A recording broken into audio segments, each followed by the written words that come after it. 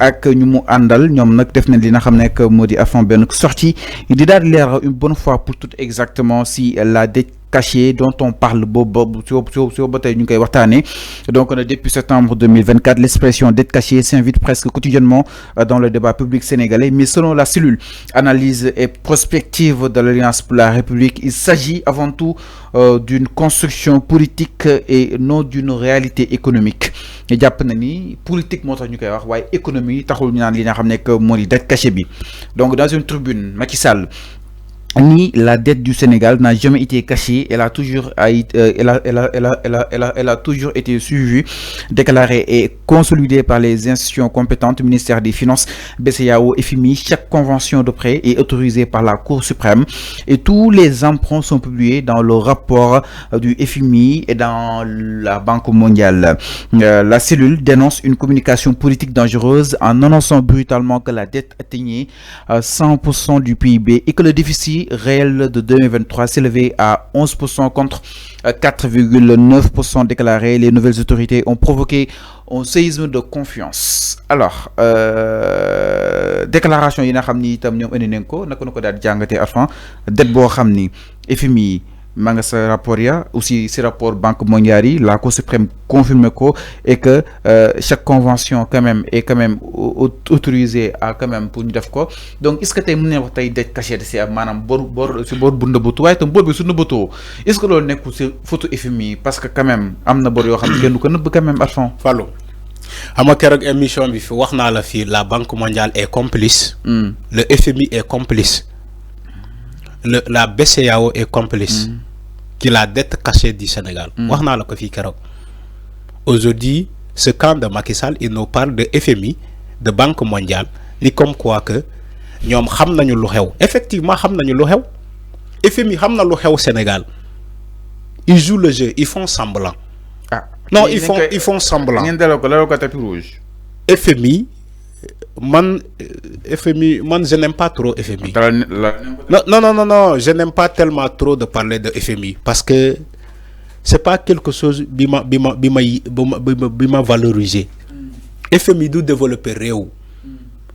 Tous les dettes yi am dans le monde ils ont toujours été complices, c'est des complices.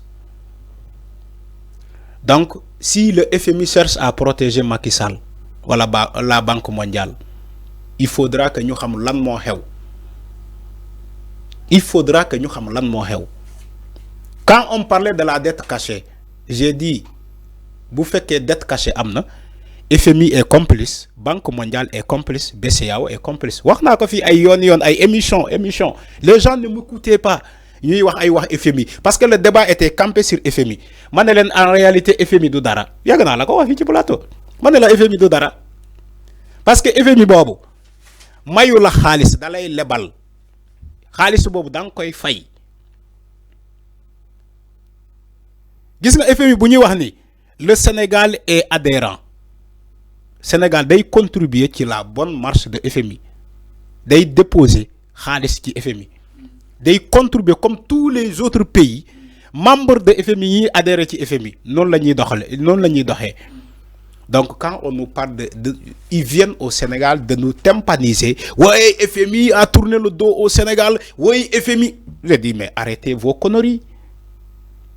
FMI bu ñëwulee Sénégal bu tourner le dos au Sénégal del wax leen machallah wax leen sant yàlla wax leen alhamdulillah parce que FMI développé wul benn réew au monde développé wu ko. Mais quand on nous parle d'une dette cachée au Sénégal, dette bor bu ay presque 100%, bor. Après FMI, il vient, il dit ouais, des diagnostiqués, ouais, tout ça, il s'en va, il revient encore. Il y a des choses qu'on ne dit pas aux Sénégalais. C'est ça la réalité. Donc, y compris Macky Sall, y compris FMI, y compris Banque mondiale, ils sont tous responsables de la dette du Sénégal. Ils sont responsables et ils sont complices. Ces entités financières veulent protéger Macky Sall. Ils veulent protéger Macky Sall. tey ay camp Macky Sall ñi taxaw di expliquer dans un pays sérieux ils n'ont pas droit à la parole ces gens-là après avoir géré ce pays pendant 12 ans avec de tels scandales c'est des scandales sur scandales dans un pays organisé et sérieux le camp de Macky Sall n'ont pas droit à la parole. Enfin, parce que il y a une régression me tëtal ko téléspectateurs yi résultat bi nga xam ni itam ñoom def nañ ko fi que ni les eurobonds sénégalais ont chuté et les agences de notation ont abaissé la note souveraine du Sénégal du pays. Elle rappelle que l'évolution de la dette reste proportionnelle à celle du PIB depuis Abdou Diouf et souligne que les inexactitudes exactement relevées par le FMI ne constituent pas une dissimulation criminelle, mais révèlent de la complexité du reporting selon la cellule. Les multiples audits communiqués par le gouvernement et les chiffres fluctuants sur la dette démontrent une gestion hésitante aggravant la défiance des partenaires. C'est-à-dire li régime bi di doxee nii mën a dawloo partenaires yi di wax yoo xam ne amul politique bu mu impacté suñu wàllu économie. oui ñoom loolu la ñuy wax di mën na dawloo partenaires yi. ah mais eux ils n'ont pas c'est-à-dire que Fallou. booy weddi da ngay weddi ci ay chiffres. li nga lire nii. man gisuma benn chiffre bu ñu avancé fii. non avancé na ay chiffres. Quels sont les chiffres? Parce que selon la cellule, ont été immédiates la suspension du programme de FMI à 1,8 milliard de dollars, gel des appuis budgétaires de la Banque mondiale, de la BAD et chute de 75,5% des aides SAR au premier trimestre 2025. Le déficit budgétaire a boni de 14% du PIB en 2024, nécessitant un recours massif à des emprunts à court très coûteux. C'est-à-dire, nous avons des chiffres, nous avons des chiffres, entre autres. Fallou. Quand les gens parlent de dette, ñi bu ñuy wàcc bor ñi bu ñuy wàcc bor sa bor yow bi nga accumulé pendant 12 ans yow Macky Sall ak ñi ma àndal les gens parlent de cette dette là. Les gens ils parlent pas de la Banque mondiale ay déficit budgétaire ay chiffres ay xawma lan yu wàcc. dama ne yow li nga dem lebi pourquoi déclarer au Assemblée nationale da nga ne yow li nga dem lebi ba pare nga neub ko Sénégalais yi dépenses yi nga def pourquoi déclarer au Assemblée nationale dougal ko ci loi des finances rectificative. C'est ce qu'on parle au régime sortant, c'est ce qu'on parle. Bu fekkee yow da nga dem lebi ba pare déclaré woko Assemblée nationale lolu bor cassé la da nga neub bor bobu. Bu fekkee da nga dem lebi te amul ben affiliation buñu duggal au niveau du trésor public wala cour des comptes certifié ko Fallou bor lolu bor bi nga neub la da nga neub bor bobu sénégalais da nga neub bor bobu les institutions financières. C'est ce dont qu'on parle. On ne parle pas de xawma ñom lu ñuy raconter ni yalla comme yalla ak yali. Parce qu'ils n'ont pas été punis, c'est ça la réalité. S'ils sont punis, ken yaru len.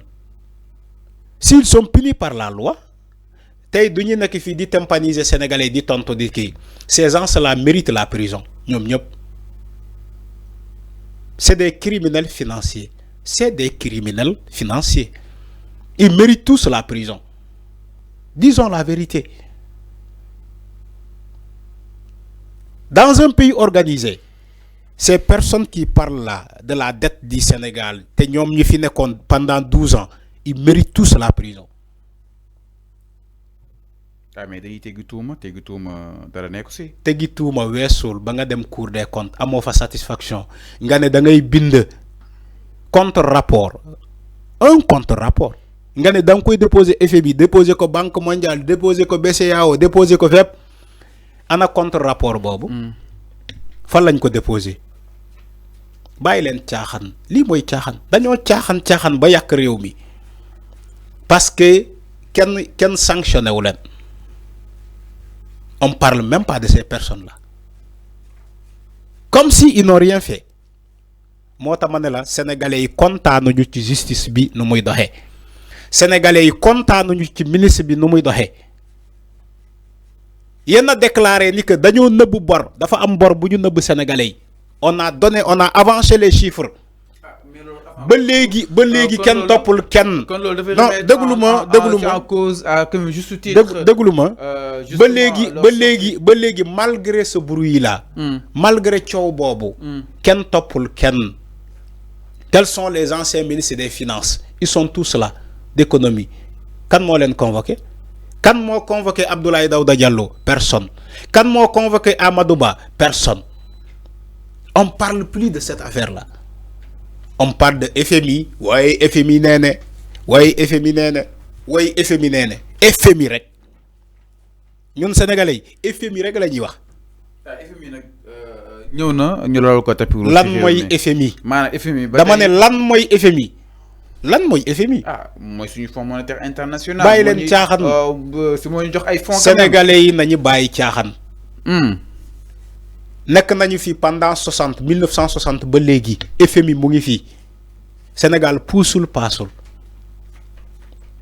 ñun bu ñu jëlee indépendance depuis 1960 te boobu FMI mu ngi fii Banque mondiale mu ngi fii BCEAO mu ngi fii fan la ñu développé boo defee classement les 10 pays africains les plus riches wala les plus développés.